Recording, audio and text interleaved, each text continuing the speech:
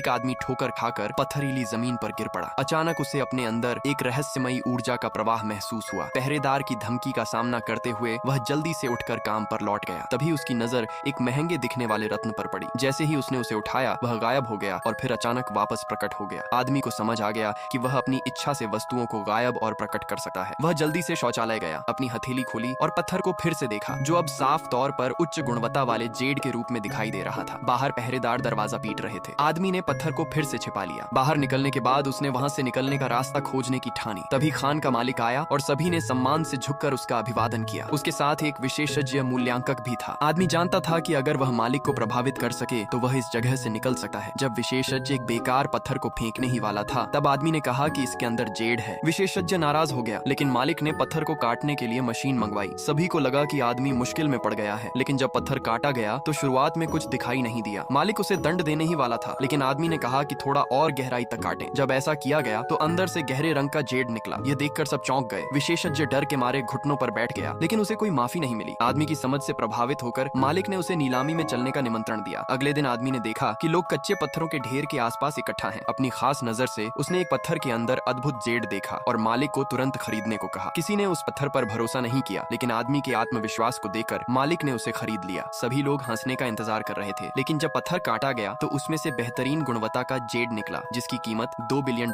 थी। इस मुनाफे से खुश होकर मालिक ने आदमी को अपना खुद का जेड व्यापार शुरू करने का मौका दिया। अपनी विशेष शक्ति का उपयोग करते हुए आदमी ने एक और कच्चा पत्थर चुना और उसे एक जेड व्यापारी के पास ले गया। महिला मालिक ने एक नजर में पहचान लिया कि उसमें जेड है और उसे $7 मिलियन में खरीद लिया। अब असली दौलत मिलने के बाद आदमी ने अच्छे कपड़े पहने और गांव लौटकर और पत्थर खरीदने लगा। भले ही उसकी नजर से पता चल रहा था कि कुछ पत्थरों में जेड नहीं है, फिर भी उसने शक से बचने के लिए सब खरीद लिए और कीमती पत्थरों को वापस दुकान पर बेच दिया। व्यापारी यह देखकर हैरान रह गई कि उसने एक ही दिन में $70 मिलियन के कच्चे जेड का इंतजाम कर लिया और वह उसके असाधारण हुनर से प्रभावित हो गई।